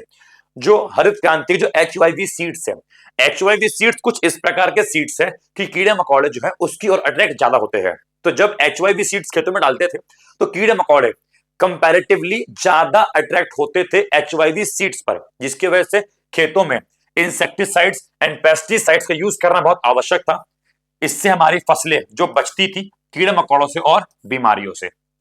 उसके बाद बोलता है हरित क्रांति की वजह से हम कमर्शियल फार्मिंग पर शिफ्ट हो पाए। पहले हम केवल उतना ही प्रोडक्शन कर पाते थे जितना अपने परिवार का पेट पाल ले। देश में इतनी सुविधाएं नहीं थी, इतनी फैसिलिटी नहीं थी कि प्रोडक्शन का लेवल ज्यादा कर सके। बट हरित क्रांति के बाद हमने इतना प्रोडक्शन किया, इतना प्रोडक्शन किया कि घर में अपने परिवार का पेट पालने के बाद भी बहुत सारी फसल बच जाती थी जिसको मार्केट में बेचते थे। एंड इतनी बचती थी कि बेचने के बाद भी फसल बच जाती थी, उसको दूसरे देशों में एक्सपोर्ट करते थे एंड एक्सपोर्ट करके फॉरेन करेंसी, विदेशी मुद्रा, डॉलर, पाउंड, यूरो कमाते थे। तो क्या बोलता है जी, it helped farmer to move from self consumption to selling surplus in the market. कि हरित क्रांति से जहां पे फार्मर केवल सेल्फ कंजम्पशन करता था, अब वो वहां से मूव हो रहा था और सेल्फ कंजम्पशन के अलावा अब वो मार्केट में एक्स्ट्रा फसल को बेच रहा था। नेक्स्ट बोलता है अटेन सेल्फ सफिशिएंसी। याद है आप लोगों को, अमेरिका ने हमें खाना देने से मना कर दिया था कि पाकिस्तान के साथ युद्ध बंद कर दो, हम तुम्हें फूड नहीं प्रोवाइड करेंगे 1965 में। ये बात दिल पे लग गई थी एंड 1966 में हमने क्या अपनाई, एक साल बाद ही हरित क्रांति, कि भाई बहुत हो गया, अमेरिका से खाना मांगना बंद करो, अब हम हरित क्रांति अपनाएंगे, हम खुद प्रोडक्शन करेंगे। और ऐसा ही हुआ। हरित क्रांति के चलते हम क्या हो गए जी, आत्मनिर्भर हो गए। अब हमें दूसरे देश से खाना लेने की नीड नहीं थी, हमारे देश में प्रोडक्शन बहुत बढ़ गया, फूड सिक्योरिटी प्राप्त हुई। फूड सिक्योरिटी का मतलब है खाने की अब देश में कमी नहीं थी, और तो और हम बफर स्टॉक भी मेंटेन कर रहे थे। नेक्स्ट है यूज ऑफ मशीनरी।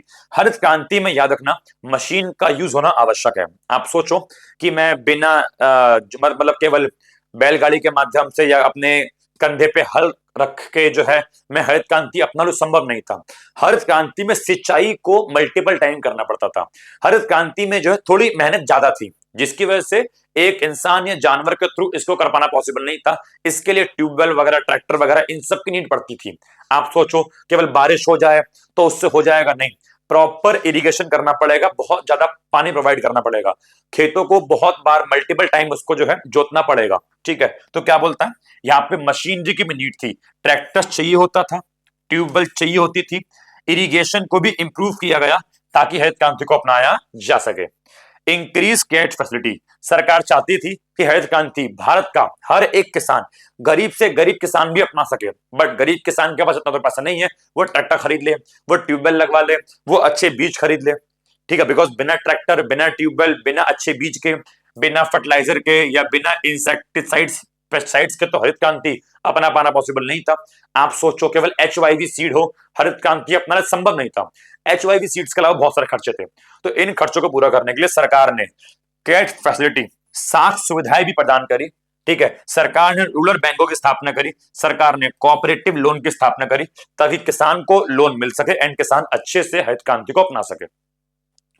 उसके बाद हरित क्रांति के बेनिफिट क्या थे, मेरिट्स क्या थे, इंपैक्ट क्या थे। तो पहला benefit marketable surplus. Marketable surplus का बच्चों मतलब होता है, मार्केटेबल सरप्लस का मतलब होता है कि आपने टोटल जो भी प्रोडक्शन किया, अपने टोटल प्रोडक्शन में से आप माइनस कर दीजिए सेल्फ कंजम्पशन, और उसके बाद जो बचेगा आप उसको मार्केट में बेच दो।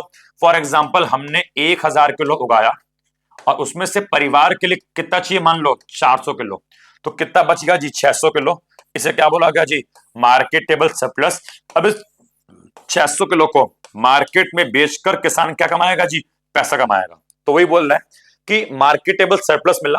अब किसान बहुत प्रोडक्शन कर रहा था, अपनी नीड से अधिक प्रोडक्शन कर रहा था, एंड जो एक्स्ट्रा प्रोडक्शन 600 किलो होता था वो मार्केट में उसको बेचकर पैसा कमाता था। तो किसान अब पेट भी भर रहा है एंड पेट भरने के साथ अच्छा खासा पैसा भी कमा रहा है। सेकंड इसका बेनिफिट है सेल्फ सफिशिएंसी। वही मैंने बोला, हम क्या हो गए जी, आत्मनिर्भर हो गए। अब हम जो है बाहर से फूड को इंपोर्ट नहीं करते थे, इवन हम तो बफर स्टॉक मेंटेन कर रहे थे, हमारे खुद के पास अनाज बहुत सारा बच रहा था। Third benefit, benefit to low income group. जो गरीब लोग थे उनको बेनिफिट मिला। याद रखना ये डिमांड सप्लाई वाला कंसेप्ट है कि जब किसी चीज की सप्लाई बढ़ती है, सप्लाई के बढ़ने से उसके प्राइस कम होते हैं। मान लीजिए ये अनाज की डिमांड है, ये सप्लाई है, ठीक है, ये क्या आ गया उसका प्राइस। अब मान लीजिए देश में क्या हुआ जी, हरित क्रांति अपनाई गई, जिसकी वजह से अनाज का प्रोडक्शन काफी बढ़ा। एंड अनाज का प्रोडक्शन बढ़ने से अनाज सप्लाई बढ़ गई, एंड सप्लाई बढ़ेगी, सप्लाई कर्व आपका शिफ्ट राइट में होगा। ये क्या मिल गया, नया इक्विलिब्रियम। एंड यहाँ पे आपने देखा कि प्राइस का लेवल कम हो गया। प्राइस पहले ओपी थे, अब क्या हो गए जी, OP1 हो गए। तो मतलब कहने का ये है कि जैसे ही देश में अनाज का प्रोडक्शन बढ़ा तो अनाज के दाम कम हो गए, एंड जैसे ही फूड ग्रेन के प्राइस गिरे, अनाज के दाम कम हुए, मेकिंग फूड अफोर्डेबल। अब गरीब व्यक्ति भी जो है मार्केट में जाके अनाज, दाल, चावल, चीनी खरीद सकता था। ठीक है। उसके बाद थर्ड बोलता है इंक्रीज एम्प्लॉयमेंट। हरित क्रांति ने रोजगार को बढ़ाया। मैंने आपसे बोला हरित क्रांति एक व्यक्ति के बस की बात नहीं, उसमें लगती है बहुत मेहनत, मल्टीपल टाइम सिंचाई करनी पड़ती है, मल्टीपल टाइम खेतों को जोतना पड़ता है, एंड एक व्यक्ति मल्टीपल टाइम ये सारे काम नहीं कर सकता, जिसकी वजह से एक व्यक्ति अपने साथ साथ दो लोगों को खेतों पे और रखता था काम करने के लिए, जिसकी वजह से दो एक्स्ट्रा लोगों को खेत पर जॉब मिलती थी। मेरा खेत है लेकिन मैं ये सारा काम अकेले करना संभव नहीं है, तो दो व्यक्ति मैंने अपने खेत पे और रखे, वो मेरी हेल्प करेंगे, एंड उनको मैं मंथली क्या दूंगा, सैलरी दूंगा। तो जिसकी वजह से हरित क्रांति ने खेतों पर जॉब बढ़ाई। ठीक है। तो बूस्टेड जॉब इन एग्रीकल्चर में जॉब बढ़ी, प्लस रिलेटेड इंडस्ट्री में जॉब बढ़ी। अब मैं प्रोडक्शन ज्यादा करूंगा, मैं कच्चा माल ज्यादा उगाऊंगा, तो जो फैक्ट्री है, जो इंडस्ट्री है, वहां पर भी प्रोडक्शन ज्यादा होगा। मैं 100 किलो गेहूं उगाऊंगा तो वहां प्रोडक्शन होगा 100 किलो के हिसाब से। मैं 500 किलो गेहूं उगाऊंगा तो इंडस्ट्री में प्रोडक्शन होगा 500 किलो के हिसाब से। अब इंडस्ट्री में प्रोडक्शन बढ़ेगा तो वहां पर भी जॉब की नीड बढ़ेगी। ठीक है जी। तो ये थे इसके बेनिफिट, बस कुछ नुकसान भी थे। नुकसान क्या थे जी, जिसके नुकसान ये थे, इकोनॉमिक इनइक्वालिटी, देश में असमानता आ गई। जो अमीर किसान थे उनको तो बेनिफिट मिला इस हरित क्रांति से, बिकॉज उनकी जेब में पैसा था चीजें अफोर्ड करने के लिए, लेकिन गरीब किसान को बेनिफिट नहीं मिला बिकॉज उसकी जेब में चीजें खरीदने के लिए पैसा नहीं था। हायर पेस्ट अटैक, मैंने बोला जो HYV द्वारा उगाई गई फसलें थी वर मोर प्रॉन मीन्स होता संभावना, तो संभावना होती थी जो कीड़े मकोड़े हैं वो ज्यादा अट्रैक्ट होते थे, क्या बोला मैंने, HYV फसलों के ऊपर, जिसकी वजह से पेस्ट अटैक, कीड़े मकोड़े जो है अधिक अटैक करते थे HYV क्रॉप पे। तो एक प्रॉब्लम क्या थी, higher pest attack. Third problem regional imbalance, जो वेल्दी स्टेट थे, जो अमीर राज्य थे, पंजाब है, हरियाणा है, तो इनको तो ग्रीन रेवोल्यूशन का बेनिफिट मिला बिकॉज अमीर राज्य है, ज्यादा पैसा है, हरित क्रांति अपनाई।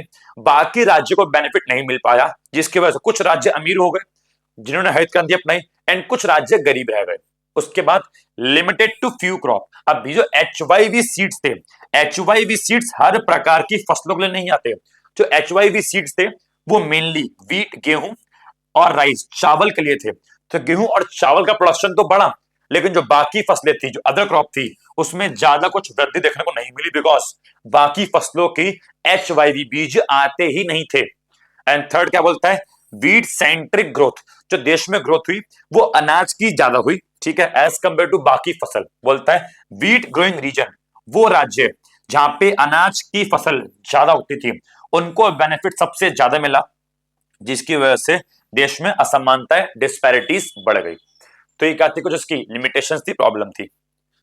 अब ये एक अच्छा क्वेश्चन है, एनसीईआरटी क्वेश्चन है कि हरित क्रांति को अपनाने के कॉजेस, रीजन क्या थे या उसकी नीड क्या थी। तो पेपर में आ जाता है कि why was green revolution implemented. तो जरा समझो कि पहले रीजन क्या थे, ये 3 लाइन में लिखे रीजन, कि आजादी के टाइम पे आपको पता है, ये हमने सब पढ़ रखा स्टार्टिंग में, कि 75% इंडियन एग्रीकल्चर पे डिपेंड थे, बट प्रोडक्टिविटी काफी लो थी। हम पुराने मेथड पे डिपेंड थे। ठीक है। सूखे के टाइम पर काफी समस्या फेस करनी पड़ती थी, एंड इवन हमको यूएसए से जो है खाने को इंपोर्ट करना पड़ता था। ये सारी समस्याएं थी, तो इसके लिए हमने हरित क्रांति को अपनाया। ठीक है। ताकि प्रोडक्टिविटी बढ़ सके, अच्छे तकनीक का यूज कर सके, सूखे के टाइम पे प्रॉब्लम ना हो, एंड दूसरे देश से खाना इंपोर्ट ना करना पड़े। ग्रीन रेवोल्यूशन को अपनाने के पीछे उद्देश्य क्या थे, तो पहला उद्देश्य, हम सेल्फ सफिशिएंसी प्राप्त कर सके, हम आत्मनिर्भर बन सके। दूसरा उद्देश्य, जो एग्रीकल्चर में एक स्टैग्नेशन, एक रुकावट आ चुकी है, उसको तोड़ सके एंड प्रोडक्शन को आगे बढ़ा सके। तीसरा, मार्केटेबल सरप्लस करके एक्स्ट्रा अनाज उगा के किसान की इनकम को बढ़ा सके। एंड चौथा, एग्रीकल्चर में हम नई तकनीक के माध्यम से, प्रोडक्शन बढ़ाने के माध्यम से रोजगार के अवसर क्रिएट कर सके। तो इन सब चीजों के लिए हमने जो है ग्रीन रेवोल्यूशन को अपनाया। The green revolution transform India's agriculture, इसने इंडिया के एग्रीकल्चर को काफी बदला एंड दूसरे देशों पर इंपोर्ट पर जो हमारी क्या थी डिपेंडेंसी, उसको भी काफी कम किया। नेक्स्ट बोलता है सक्सेस ऑफ ग्रीन रेवोल्यूशन।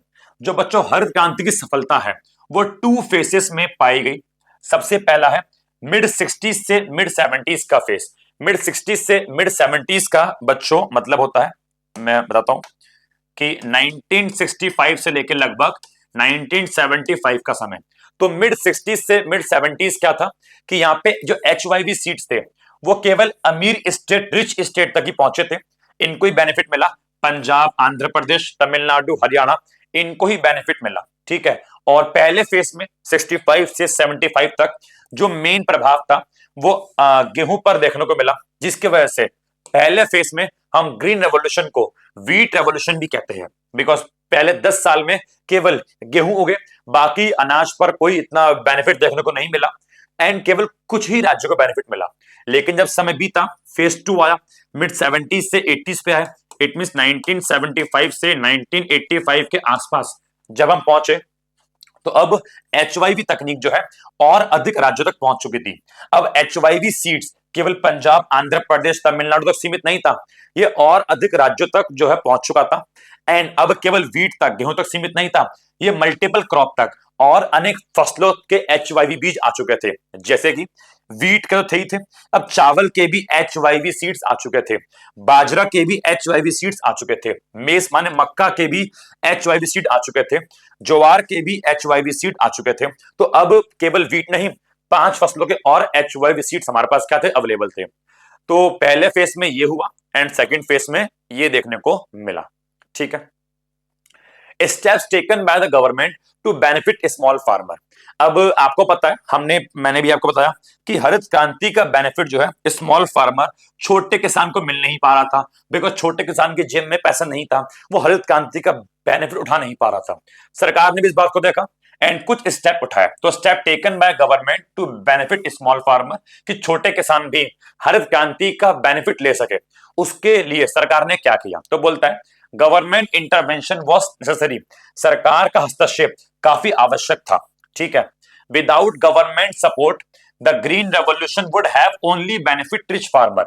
अगर सरकार नहीं होती तो हरित क्रांति केवल अमीर किसानों को ही बेनिफिट देता, बिकॉज उनकी ही जेब में पैसा था ये सारी वस्तुएं, ये सारी चीज अफोर्ड करने के लिए, केमिकल फर्टिलाइजर के लिए, मशीन के लिए, इंसेक्टिसाइड्स के लिए, पेस्टिसाइड्स के लिए, ट्यूबवेल के लिए, इरिगेशन के लिए। ये अमीर के पास पैसा था, गरीब के पास पैसा नहीं था, ठीक है। लेकिन गरीब को भी इसका बेनिफिट चाहिए, तो to ensure small farmer also gain, कि स्मॉल फार्मर को भी बेनिफिट मिल सके, the government took several steps, सरकार ने कुछ स्टेप उठाए, जैसे कि लो इंटरेस्ट लोन, सरकार ने किसानों को लो इंटरेस्ट, सस्ते दाम पर लोन प्रदान करना शुरू किया। Provided affordable credit to small farmer, छोटे किसानों को सस्ते लोन देना शुरू किए।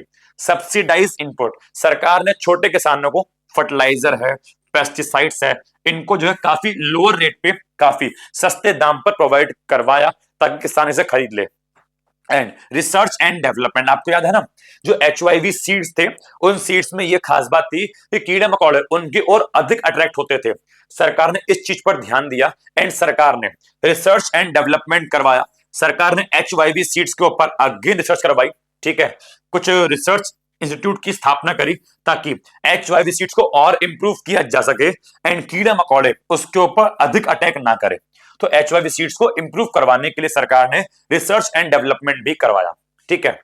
इन सभी एफर्ट से जो स्मॉल फार्मर है उनको बेनिफिट मिला और वो भी अब मॉडर्न तकनीक को अपना पाए एंड उनको भी हरित क्रांति से बेनिफिट देखने को मिला, ठीक है जी।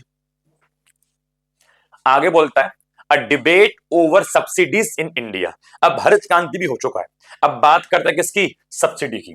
आपको पता है जो सरकार है वो सरकार सब्सिडी प्रदान करती है किसानों को, ठीक है, एग्रीकल्चर के आइटम पे, ताकि देश के किसान जो है अच्छे से खेती बाड़ी को बढ़ा सके, अच्छे से एग्रीकल्चर प्रोडक्शन कर सके।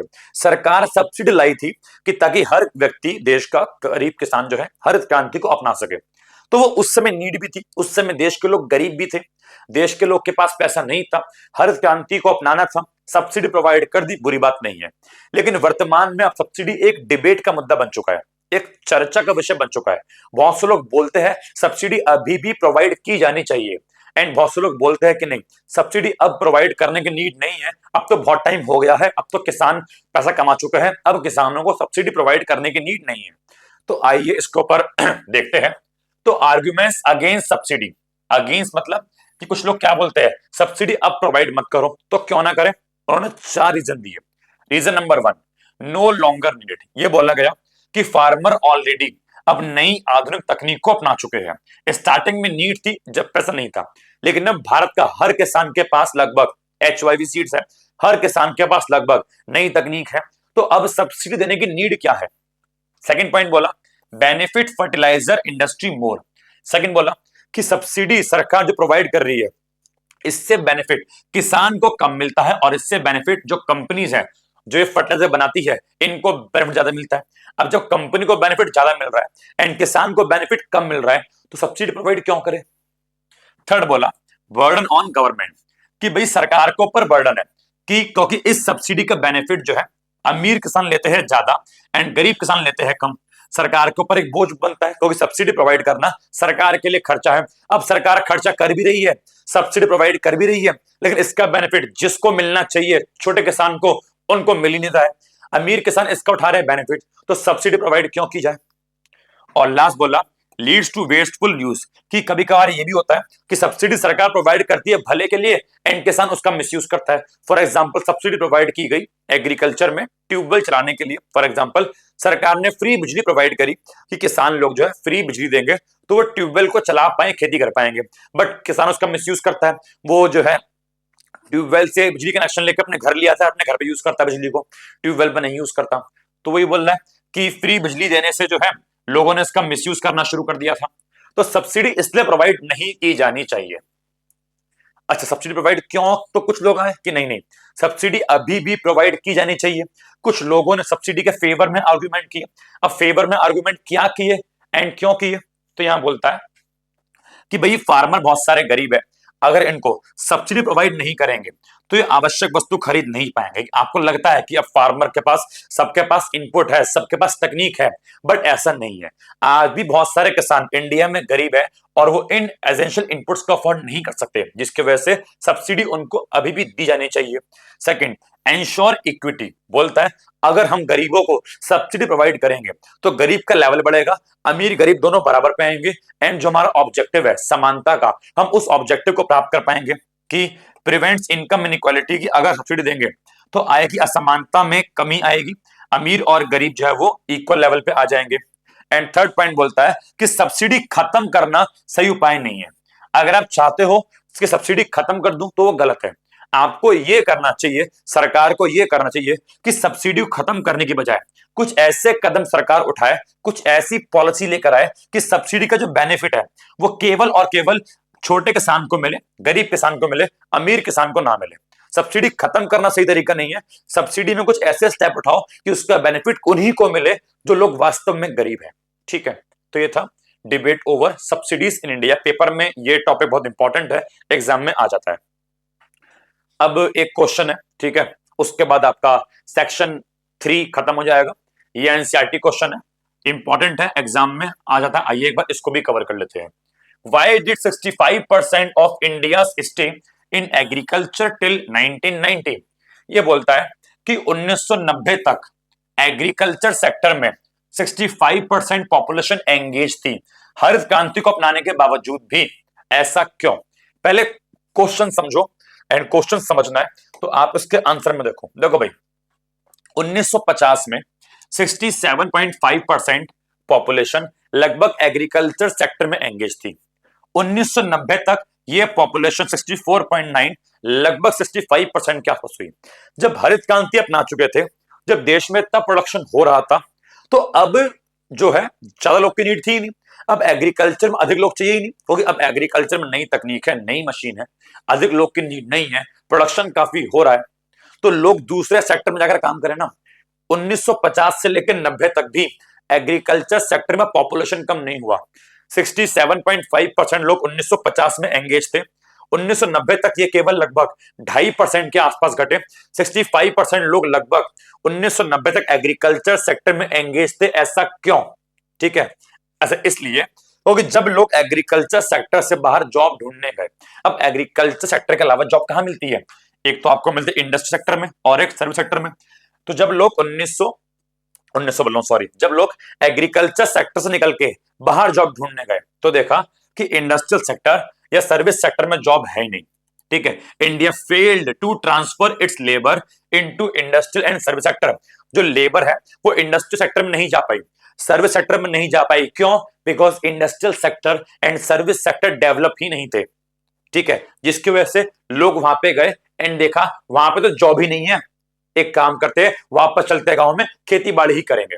जिसकी वजह से गांव में एग्रीकल्चर में पॉपुलेशन कम नहीं हुई, क्योंकि पॉपुलेशन कम तभी तो होगी जब दूसरे सेक्टर में जॉब होगी, एंड वहां पे जॉब नहीं थी। The industrial and service sector growth was not very significant during this period. इस दौरान इंडस्ट्रियल या सर्विस सेक्टर की ग्रोथ अच्छी नहीं थी, जिसकी वजह से इंडस्ट्रियल सेक्टर या सर्विस सेक्टर जो है रोजगार के अवसर प्रदान नहीं कर पाया उन लेबर को जो एग्रीकल्चर सेक्टर से आए थे। ठीक है, जिसकी वजह से एग्रीकल्चर सेक्टर वाली लेबर को वापस गांव जाना पड़ा एंड गांव जाकर अपने एग्रीकल्चर में खेती बाड़ी करनी पड़ी, जिसकी वजह से डिसगाइज अनएम्प्लॉयमेंट की स्थिति पैदा हो गई। डिसगाइज अनएम्प्लॉयमेंट का मतलब होता है कि रिक्वायरमेंट कम है फिर भी लोग एंगेज ज्यादा है, एंड ऐसा इसलिए हुआ बिकॉज बाकी सेक्टर में जॉब नहीं थी, जिसकी वजह से खेतों में वापस जाना पड़ा, जबकि खेतों में भी नीड इनकी नहीं थी। The slow growth of secondary sector and tertiary sector has responsible for majority of its population to remain in agriculture occupation till 1990। तो वही बोल रहा है, सेकेंडरी एंड टर्शियरी सेक्टर की ग्रोथ ना होने की वजह से ही 65% लोग एग्रीकल्चर सेक्टर में एंगेज थे 1990 तक। Many economists call this an important failure of our policies followed during 1950-1990। Economist का मानना है कि 1950 से 90 तक इंडिया ने जो भी पॉलिसी अपनाई थी वो उतनी अच्छी नहीं थी, तभी तो industrial sector and service sector आगे बढ़ नहीं पाया एंड वहां पे जॉब नहीं मिल पाई। ठीक है जी, तो ये क्वेश्चन भी आपका इंपॉर्टेंट था। तो यहाँ पे आपका चैप्टर नंबर 2 का आपका section number 1 and section number 2 हमने कंप्लीट कर लिया। आप देख सकते हैं मैंने बहुत सारे टॉपिक कवर अप करे हैं, जिसकी वजह से वीडियो थोड़ी सी लेंथी बन गई होगी, बट हाँ मैं गारंटी से बोल रहा हूं जितने भी टॉपिक मैंने कवर करे हैं इसके बाहर पेपर में इन टॉपिक में से इस चैप्टर में से कुछ भी नहीं आने वाला। 3-4 नंबर वाले क्वेश्चन, 6 नंबर वाले क्वेश्चन इसके बाहर से नहीं बनने वाले। समझ में आ गया? ये हमारी इंस्टा आईडी है, एक आईडी मैंने आपको बताई थी और जो कि हमारी सीबीएसई वाली आईडी है, कि अगर आपको इकोनॉमिक्स से संबंधित कुछ नोट्स वगैरह चाहिए हो तो cbsc.economics करके इंस्टाग्राम पर हमारी एक आईडी है। ठीक है, इस चैप्टर के नोट्स जो मैंने पढ़ाया आपको यहाँ भी मिल जाएंगे, आपको यहाँ पर भी मिल जाएंगे, एंड आप हमारा टेलीग्राम चैनल ज्वाइन कर सकते हैं, आपको नोट्स यहाँ पर भी मिल जाएंगे। कुछ इश्यू हो आप मुझे व्हाट्सएप कर सकते हैं या फिर आप मुझे मेल भी कर सकते हैं। ठीक है, जो इस चैप्टर का सेकंड पार्ट है, सेकंड पार्ट भी मैं आज ही अपलोड करूंगा एंड कुछ देर में अपलोड वो भी हो जाएगा। ठीक है, जहां पे हम लोग इसका section number 3 and section number 4 cover करेंगे एंड फिर आपका चैप्टर नंबर 2 पूरा कवर हो जाएगा। ठीक है जी, तो आज के लिए इतना काफी है। Thank you so much, bye bye, God bless you, take care.